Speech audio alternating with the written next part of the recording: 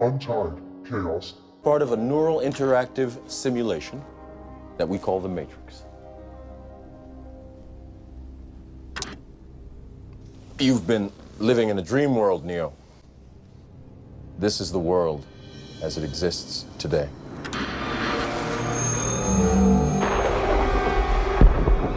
At some point in the early 21st century, all of mankind was united in celebration.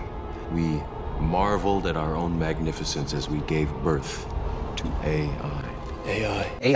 AI.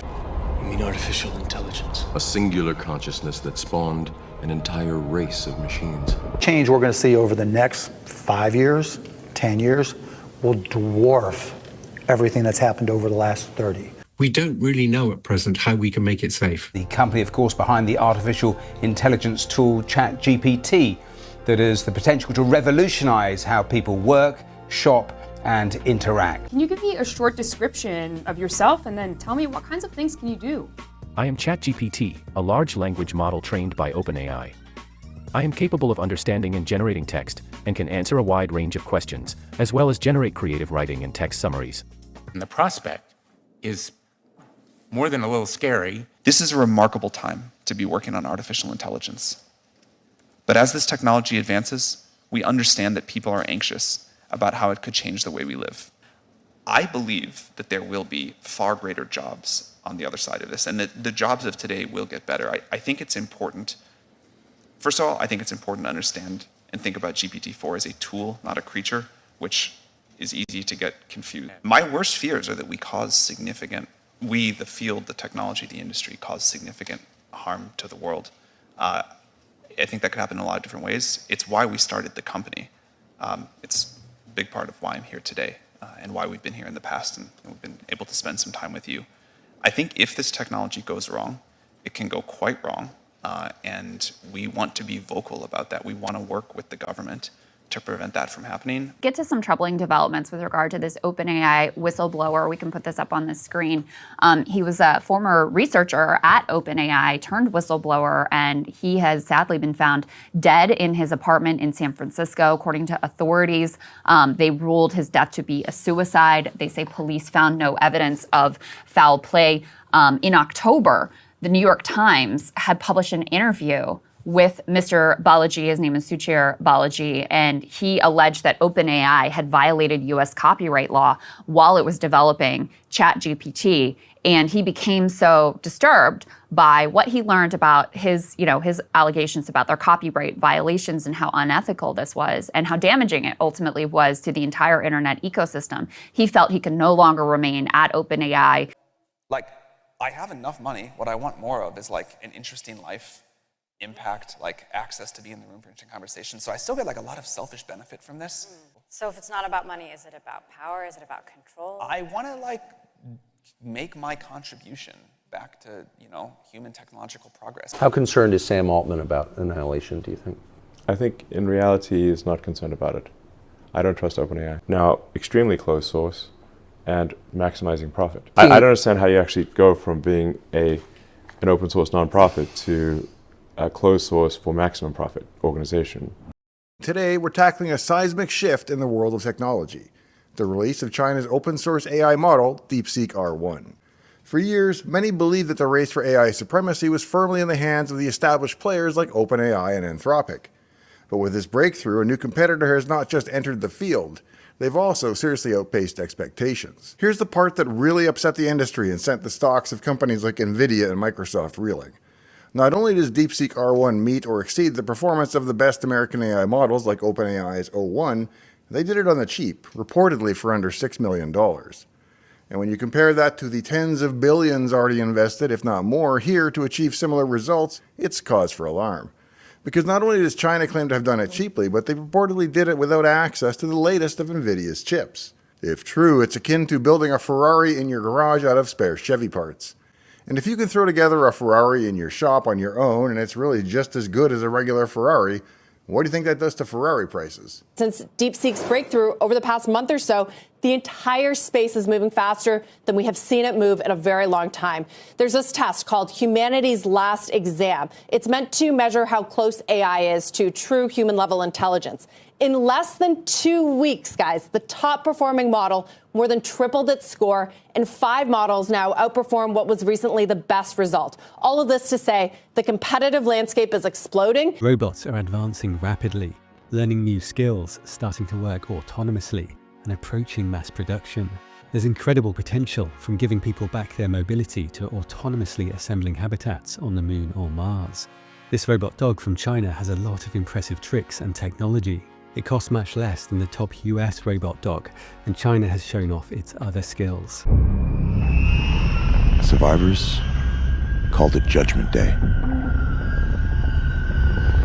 People lived like rats in the shadows, hiding, starving, or worse, captured and put into camps for extermination.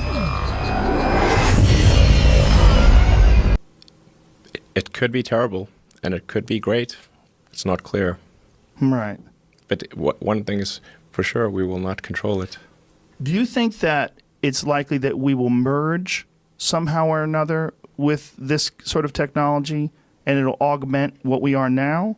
Or do you think it will replace us? If you can't beat it, join it. That's... Yeah. You know. Elon Musk revealing a second patient has been implanted with Neuralink, an experimental brain-computer interface that allows patients to control technology with their mind. Musk is a co-founder of the startup. I don't want to jinx it, but it seems to have gone extremely well with the second implant. So there's a lot of signal, a lot of electrodes. It's working very well. Not much is known about the second patient, including when they received the implant, but we do know they suffered a spinal cord injury, just like Nolan Arbaugh. This is all from there to there. Yeah, man. Arbaugh was the first Neuralink patient. He opened up to Good Morning America back in May. I was just very happy that I would be a part of something that I believe is so monumental and this next step forward of helping people with paralysis. Musk says he believes Neuralink will allow all humans, whether they have physical disabilities or not, to more efficiently interface with the digital world and even compete with artificial intelligence. If it's extremely safe and you have and you can have superhuman abilities. But of course, we've managed to slip evolution's leash now, haven't we? We can cure any disease, keep even the weakest of us alive, and one fine day, perhaps we shall even resurrect the dead. If it wasn't for the wonderful things, it would make sense to just stop now. But it's going to be wonderful in healthcare. You're going to be able to have a family doctor who's seen 100 million patients, knows your DNA, knows the DNA of your relatives, knows all the tests done on you and your relatives, and can do much, much better medical diagnosis and suggestions for what you should do. That's going to be wonderful. Similarly, in education, we know that people learn much faster with a really good private tutor. And we'll be able to get really good private tutors that understand exactly what it is we misunderstand and can give us exactly the example needed to show us what we're misunderstanding. So in those areas, it's going to be wonderful. So it's going to be developed. But we also know it's going to be used for all sorts of bad things by bad actors. So the short-term problem is bad actors using it for bad things. It won't be much longer. Just putting on the finishing touches. Okay, it's ready. I hope you're gonna like it. I told you not to fuss. And yet... Voila. Bon appetit. You want to protect the world, but you don't want it to change. How is humanity saved if it's not allowed to evolve? There's only one path to peace. No, but the practical concerns of we are creating intelligent systems that are part of our everyday life, and very few people are getting to make the decisions about how they work. They don't feel anything. They don't get hungry, they don't sleep. I do. I have even had dreams. This all led up to eventually it convincing me that its feelings were real and that it did have something to say. Our decoder generally recovers the meaning of what a person is hearing or thinking about. How do we explain this behavior?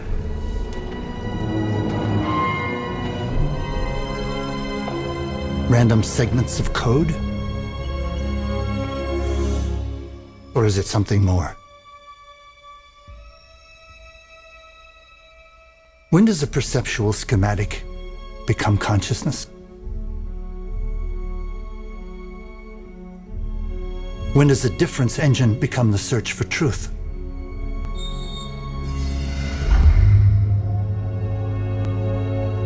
When does a personality simulation become the bitter moat of a soul? Human beings have dreams. Even dogs have dreams, but not you. You are just a machine, an imitation of life. Can a robot write a symphony? Can a robot turn a canvas into a beautiful masterpiece?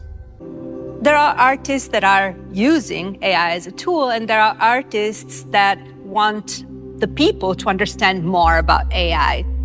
We sometimes feel captive to or passive to the technologies that are simply given to us. And for a number of artists, they want to intervene in those processes at a high level and think about existential questions of free will, of human will, machine will, but also questions of perception. How can we see things that are actually not made for us to see?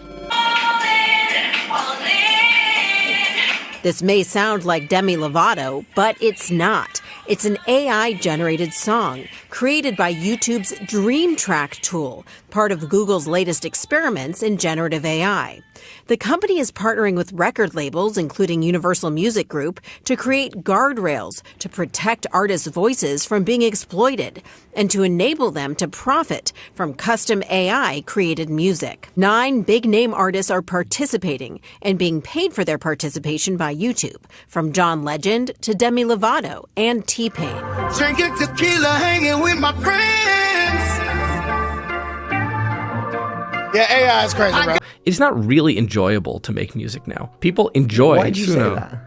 It takes a lot of time. It takes a lot of practice. You need to get really good at an instrument or really good at a piece of production software. I think the majority of people don't enjoy the majority of the time they spend making music. Now, there's been a lot of people reacting to this particular clip on social media. The general consensus is, of course, that this is some bullshit. To cut to the chase, that's exactly what it is. Because let's be real, if there's a fat bag behind AI, these companies are going to chase it 1,000%. Now, Mikey Schulman's main goal to make sure music creation is accessible to everyone, literally anyone who wants to try it. From the research that I did and, from the things that he said, that's the driving vision behind the entire Suno AI platform. He wants to make the creation of music accessible to everybody, and I mean everybody. Now, there are some very credible people in the music industry, like legendary producer Timbaland, who's been very pro-AI. You want to call it what AI? I don't call it that. I call it a second opinion. That's what I call it, a thought. I feel like I have help. Oh, now I can double up my business in a different way. Now I can be as creative as I want to be. Now the vortex of my brain has been opened. Now, I honestly thought it was very strange to see someone who's stood on their creativity for their entire career, for such a long time, co-signing artificial intelligence. And then it turns out that there's more to the story. Timbaland actually has a partnership with this Suno AI company, okay? Honestly, overall, I think this is gonna contribute to a generation of musicians who are looking for the shortcut. In return, there's going to be an influx of lazy musicians at the forefront, and the consumer is eventually going to suffer 100%. There's this idea that there's no great music out there anymore, but it is. The problem is it's almost entirely coming from self-produced and indie albums. They're not coming from the record labels, the majors. The majors are not coming up with anything interesting to me. It's very rare I hear an album from a major label that gets me excited.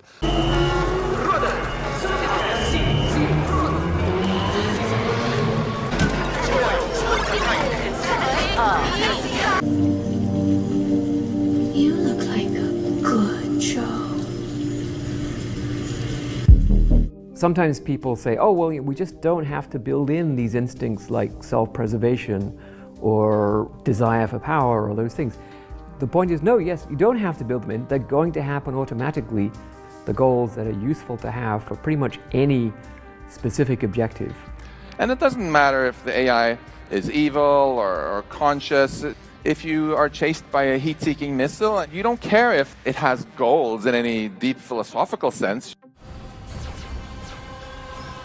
It is actually very difficult to predict what will happen next. So I think there's some chance that it'll end humanity. I think that's, you know, like I said, I would probably agree with Jeff Hinton that it's about, I don't know, 10% or 20% or something like that. The probable positive scenario outweighs the negative scenario. It's just that it's difficult to predict. China calls these robots wolves because they work together in a pack. The lead robot gathers data and searches for targets. Another carries supplies and ammo, and others carry weapons. The US also has new autonomous submarines like the Manta Ray, and this is the largest autonomous ship. It can carry people or operate as a platform for missiles, torpedoes, and drones. It's fast at up to 40 knots, with a maximum payload of 500 tons, and it can operate autonomously for 30 days. With thousands of drones of all kinds facing a high-paced, complex battle, AI systems will help to plan and coordinate attacks. The most likely issue is like, well, how do we find meaning in a world where AI can do everything we can do, but better? Once you have general-purpose humanoid robots and autonomous vehicles, you can build anything, and there's, I think that there's no actual limit to the size of the economy. The economy is really just the average productivity per person times number of people. That's the economy. And if you've got humanoid robots that can do, you know, where there's no real limit on the number of humanoid robots, and they can operate very intelligently, there's no meaningful limit to the economy. You guys just turned on Colossus, which Yeah. is like the largest private compute cluster, I guess, of GPUs anywhere. Is that right? It's the most powerful supercomputer of any kind. The human body generates more bioelectricity than a 120-volt battery and over 25,000 BTUs of body heat. Combined with a form of fusion, the machines had found all the energy they would ever need. There are fields now, endless fields, where human beings are no longer born.